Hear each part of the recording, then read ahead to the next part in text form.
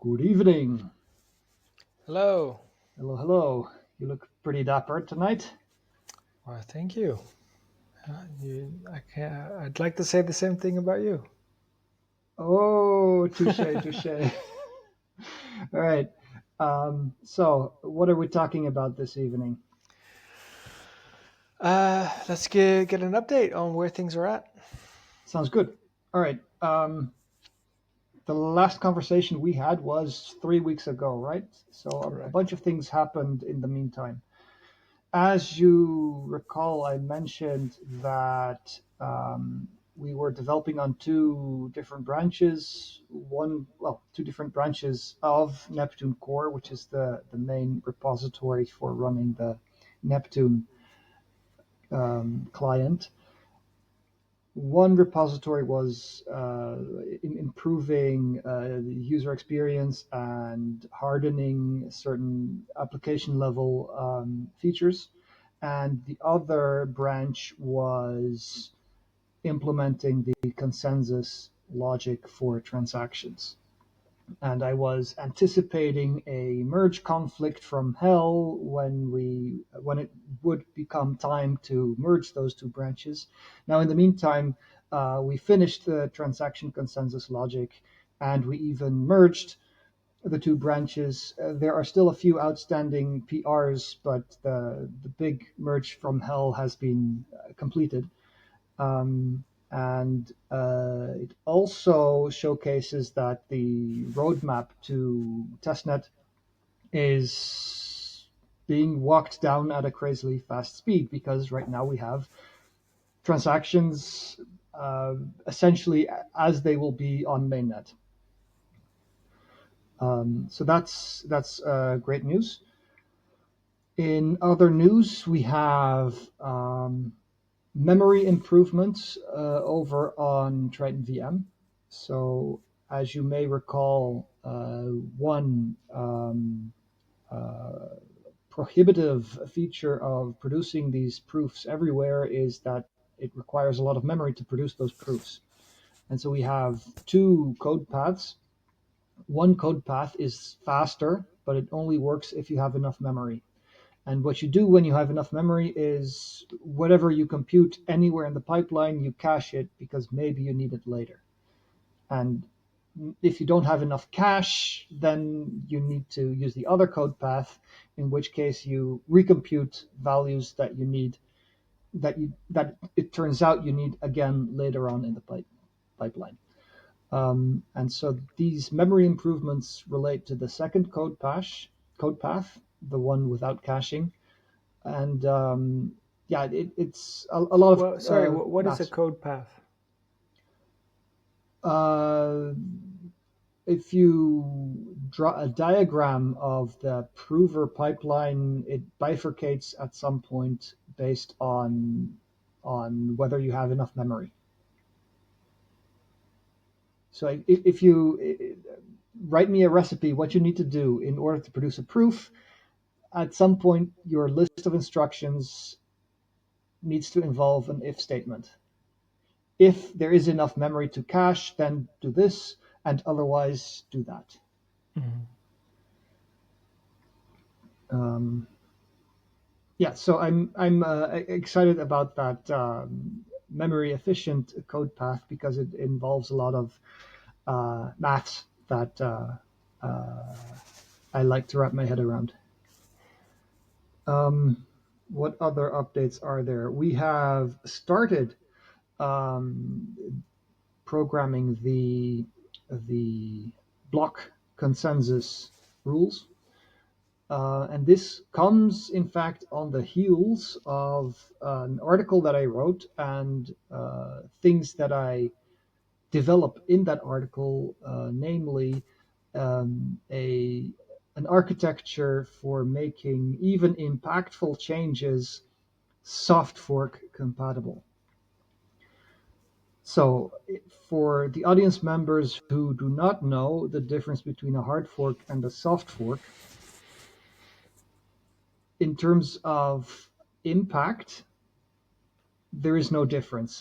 Anything that you can, almost anything that you can do with a hard fork, you can also do with a soft fork. The definition of a hard fork versus a soft fork is as follows. Um, you deploy the update and you assume that not every node on the network is going to upgrade their software. And in a soft fork, if more than half of the mining power upgrades their software, then the network will still converge to one blockchain. Where because the rules for So consensus it's have become less, more right? Less than excuse me. 51%. Less than 51%, no? No, if less than 51% of the mining power updates their software and it's a soft fork, then you get a split. Okay. Then the nodes running the old software will find a different block to be canonical from the nodes running the new software. Mm-hmm. And that's because nodes running the new software, they have more stringent rules on what makes a block valid. And so when they have the majority of the mining power, um, the old nodes will still keep producing blocks that are valid in their eyes, but they're no longer valid in the eyes of the upgraded nodes. And so Mm-hmm. they will generate a block race, but the upgraded nodes will always win that block race. Um, in contrast, in a hard fork, the rules become either more relaxed or completely different without necessarily being more stringent or more relaxed. And in this case, unless 100% of the mining power adopts the new software, you necessarily get a split in the blockchain.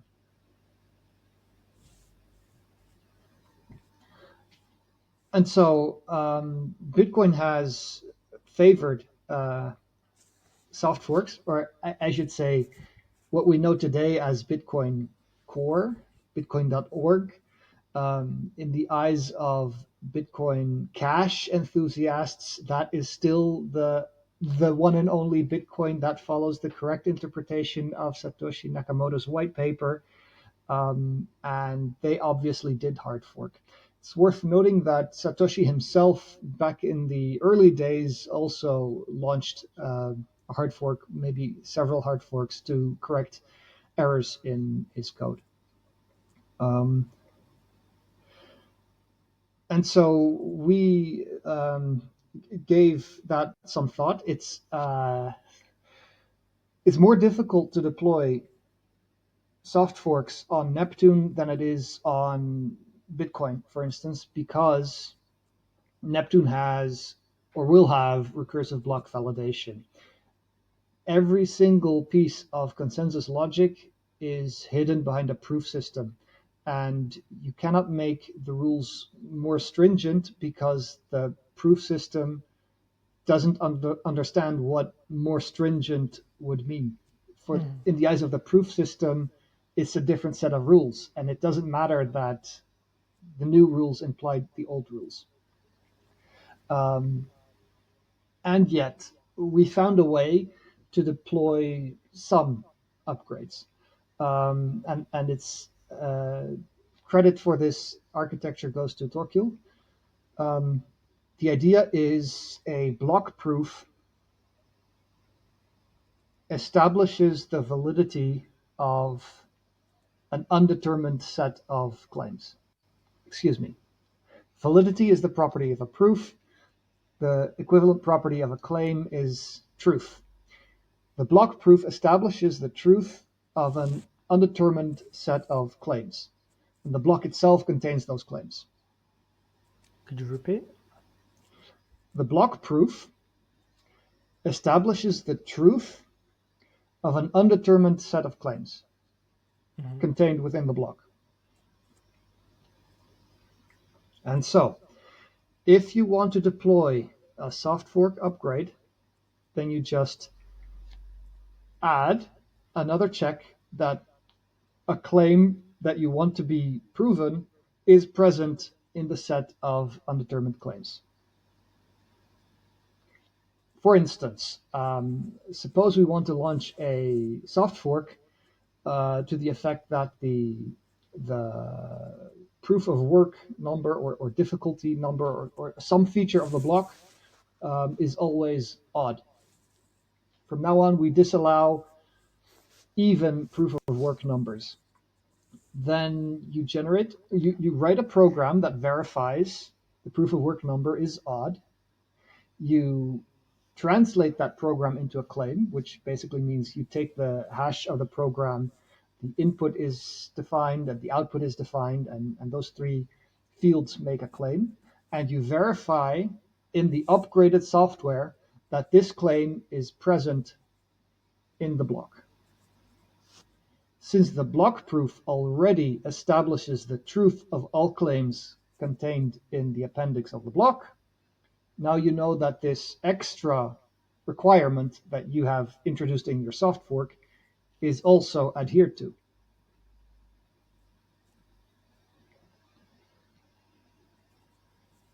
So is there some like meta programming going on there? Is there like there's a proof about the um, uh, algorithm itself? The what's it called? The to come to an agreement. I'm not sure what you mean by meta programming, but it certainly involves verifying the proof of some other computation and proving the correct verification, which in the lingo is called recursion. Mm-hmm. Okay, and maybe you can go into why this is a clever solution.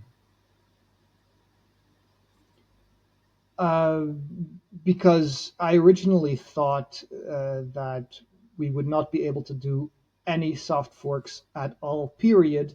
And so any update that we want to deploy would have to be a hard fork. And unless we manage to convince everybody on the network to switch at the same time, But we why did would you think necessarily that? be split. Why am I saying what now? Why did you think that?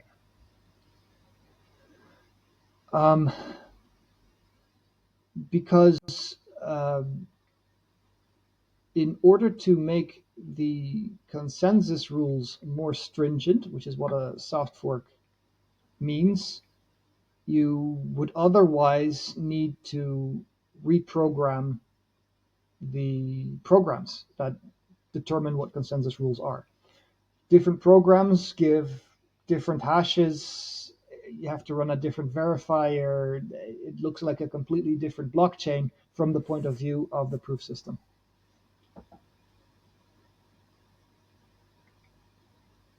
Yeah, so it's like instead of needing to redo the consensus logic, you're putting in an additional proof about the consensus logic itself.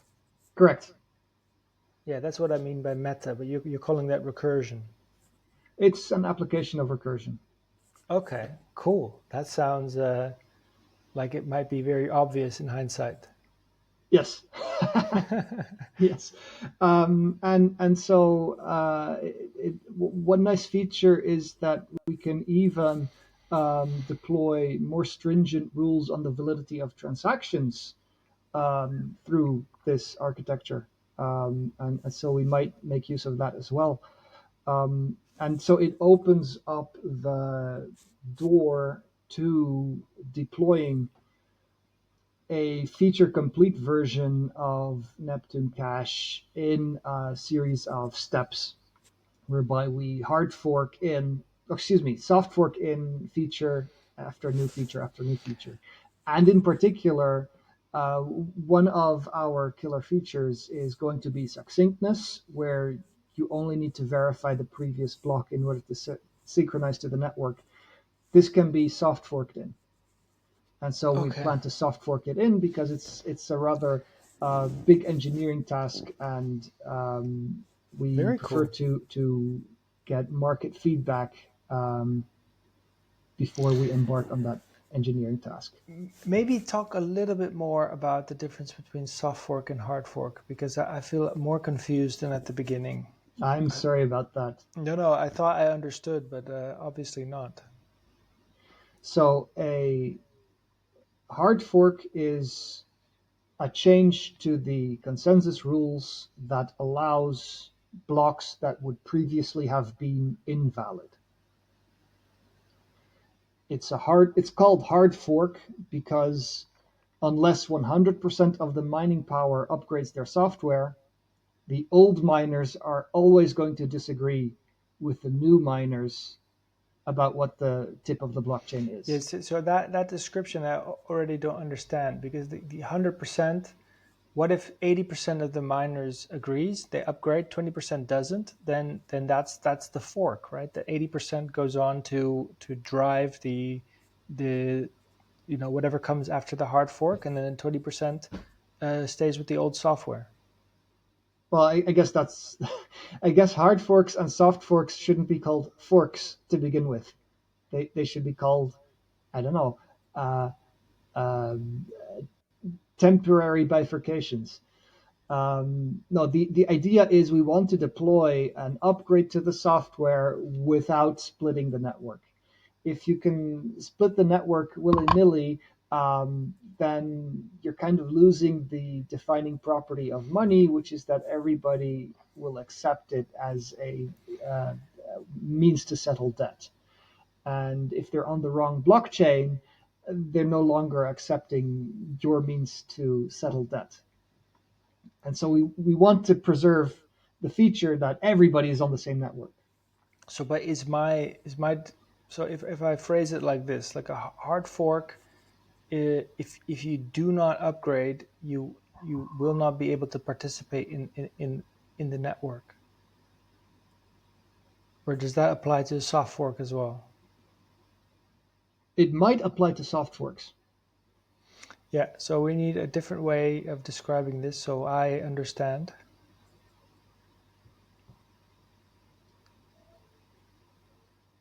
I don't know where to start if not from the definition, which is, are the rules for accepting blocks becoming more stringent or more relaxed? Okay, so let's say they become more relaxed. Yes. Then the new miners are going to produce blocks that the old miners will reject. They could produce blocks. Good. Yes. Yeah, Possibly. okay. And so when they do that, the network splits.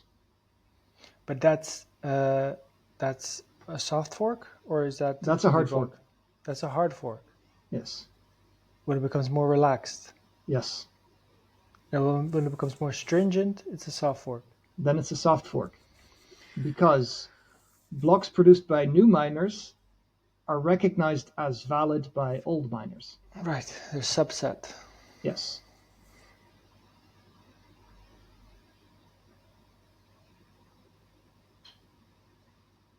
And so the misconception that soft forks are less powerful than hard forks is on the surface very intuitive because the rules are getting stricter. They're getting more stringent, tighter. There's less wiggle room, right? So Mm. how could you do something as impactful as you could with hard forks using a soft fork? And the answer is you just redefine what a block means. Um, in in a soft fork, and this is, for example, what Segwit did. You introduced this notion of extended blocks, where part of a block in the eyes of the new version is all of the block in the eyes of the old version of the software. But the point is that the new version of the software also has access to this extended part of the block where other things can live. And that's where they put the witness data to essentially get a block size increase. And the more stringent consensus rules has to do with that extra part that the old nodes don't see. Okay, but it can still accept and propagate. Yes. So in the case of SegWit, it's actually possible to still create Bitcoin transactions using old software. But But it's okay, so that's clear. So the the soft fork is where it becomes more stringent, and the hard fork is where it becomes more loose, more accepting, relaxed. more relaxed. But what I still don't understand is about, because it sounds like with the soft fork, then things could continue to work. Oh, but would for a node running the new software, would that accept blocks coming from miners running the old software? In a soft fork, the new miner would reject those blocks. It would reject those blocks. That's why you're saying it needs to be 51%. Yes. Ah, okay, gotcha. So that the new miners will always win a block race. See, we can come to I can come to an understanding based on your explanation plus some questions. I think we need to give that other topic another try sometime soon. Oh, that's great! I have an article about it, Oh, which what a which in fact coincidence! I just wrote yesterday and published yesterday. So how about we talk about that next time? Yeah, let's do that soon. I can't commit for next episode, but we can do that soon for sure. I'd like to Sounds do that. good. All right, I guess that's also a excellent point to wrap things up here. Yeah, Very let's good. Take make a care. hard fork for the conversation. Hard forking. Bye bye. Ciao.